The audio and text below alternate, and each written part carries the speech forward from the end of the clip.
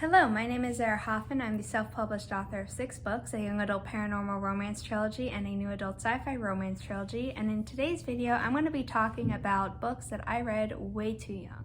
All of these books could be considered traumatizing in one way or another, so this video has a huge trigger warning on it for a lot of things, but specifically the topics of sexual assault, specifically rape, incest, torture, and murder.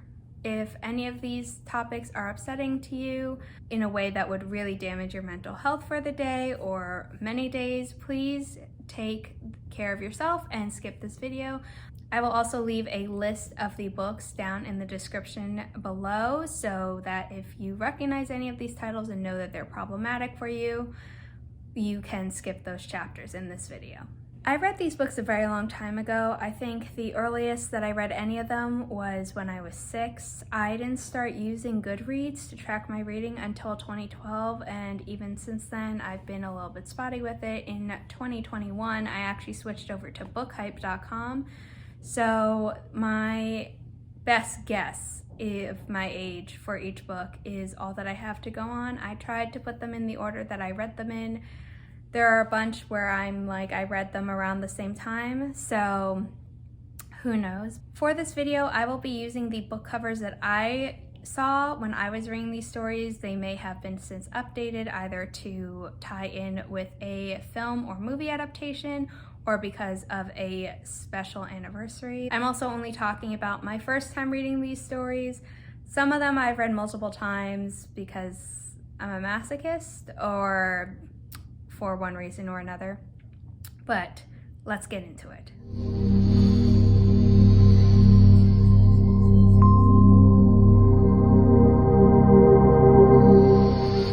The first book on this list is The Face on the Milk Carton by Caroline B. Cooney. Looking at it, I honestly don't know why I picked it up. I was someone who was very scared by a lot of things at the time, and there's nothing about that cover that's not scary. And then for those of you who don't know, the story is about a 15-year-old girl who recognizes her face as one of the missing children on a milk carton, which was a real thing in American history, and I will leave a few links in the description down below if you want to read more about that kind of terrifying topic.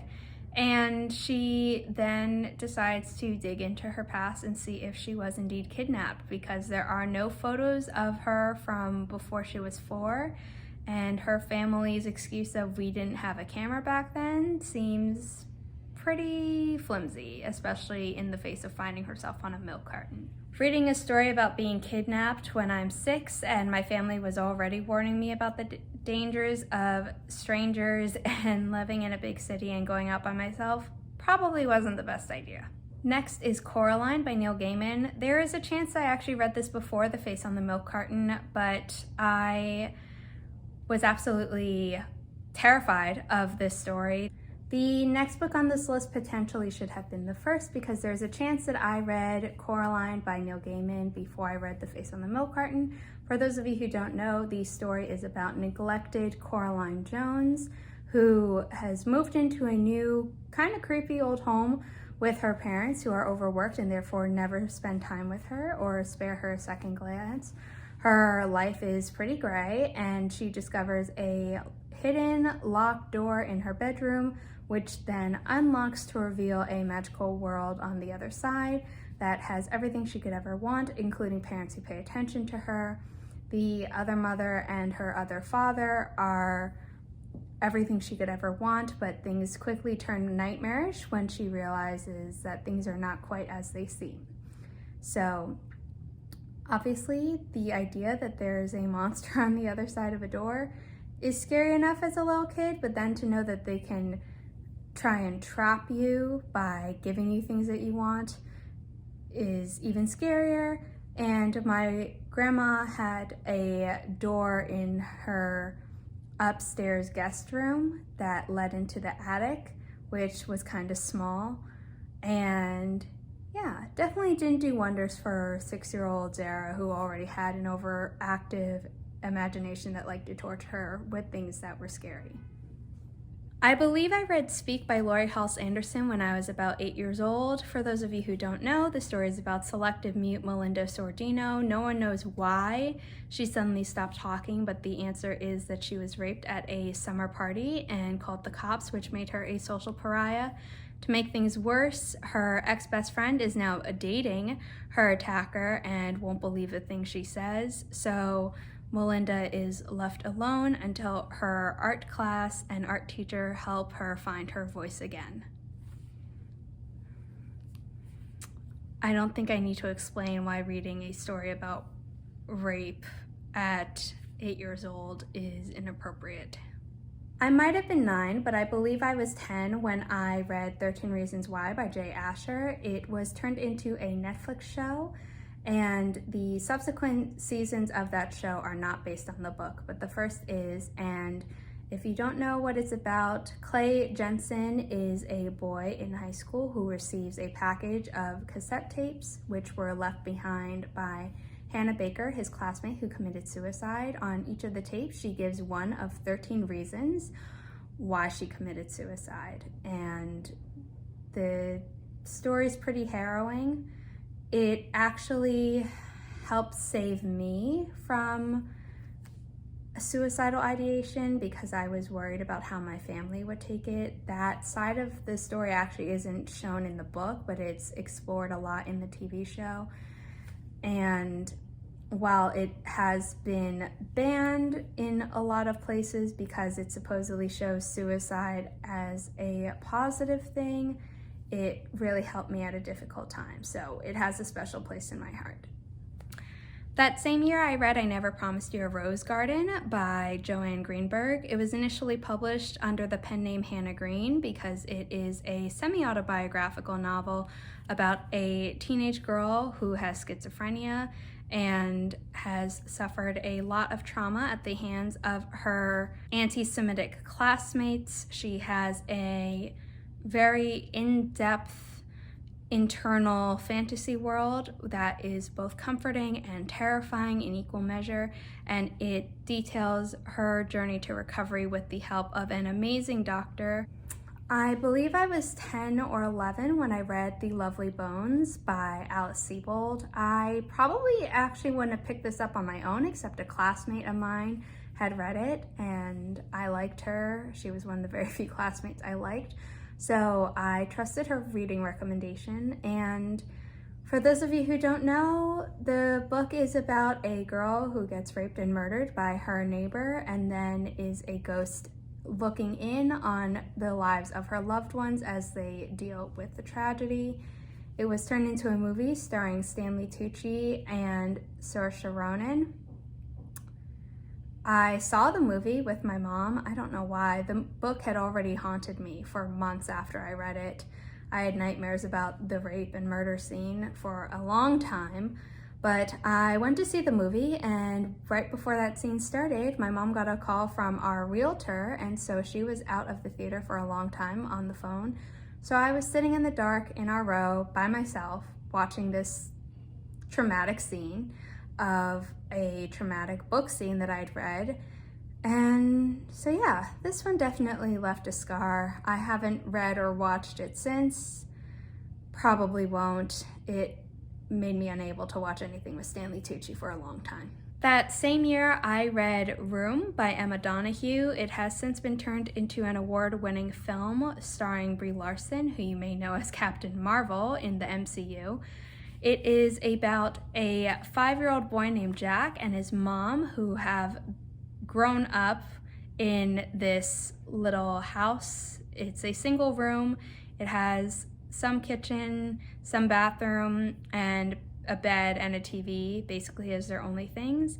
He is the product of one of his mom's many rapes by her captor, who is only known as Old Nick, who kidnapped her when she was 19. And this story is about how they try to get out of the room because his mom is pretty sure that they're going to be murdered because their captor's home is set to be foreclosed. I think I was 11 when I read Girl Interrupted, another semi-autobiographical book about a woman with a mental health issue. In this case, she had borderline personality disorder, which is no longer recognized in the DSM. And for those of you who don't know, DSM stands for Diagnostic Statistical Manual, and it is basically a dictionary of all the psychological ailments that someone can have. It is used by both psychologists and psychiatrists. It is also the reason that psychopath is no longer recognized as its own category, but is instead under the umbrella of sociopath, and the differentiation is mainly whether or not a sociopath is organized and a psychopath isn't, and even that distinction has changed over time.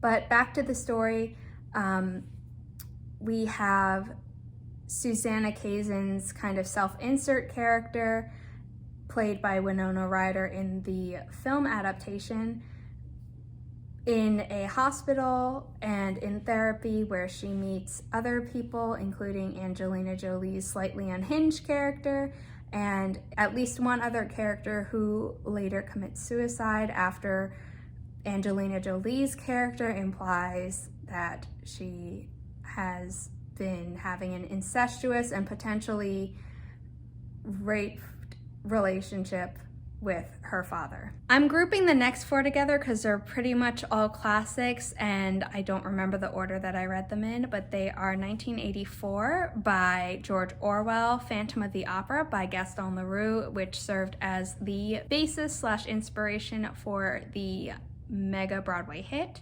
musical, and then also Wuthering Heights and The Picture of Dorian Gray. All of these in some way include murder, manipulation, torture. Not fun stuff for an 11-year-old to be reading, but I read them and I did enjoy them all except for Wuthering Heights. I can't stand any of the characters in the story, and anyone who thinks that Heathcliff is romantic.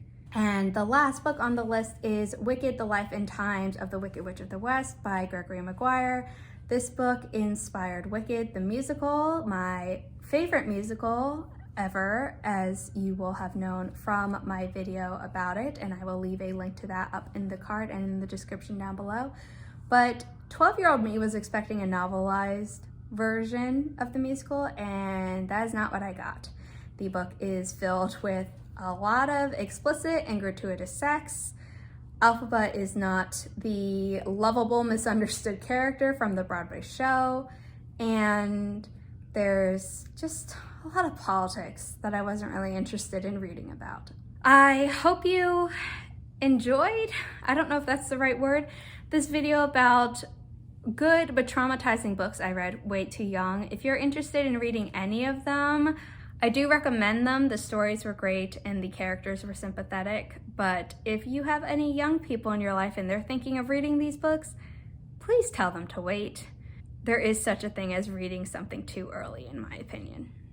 Don't forget to leave a thumbs up on this video, a comment if you have a book that you read too young or have something to say about the books I listed in this video, and please subscribe and hit the bell icon so you don't miss any future videos from me, and I will see you all with another video next week. Bye! I want to thank all of my Ko-fi supporters at the AuthorTube, Book Buddy, and VIP Club tiers.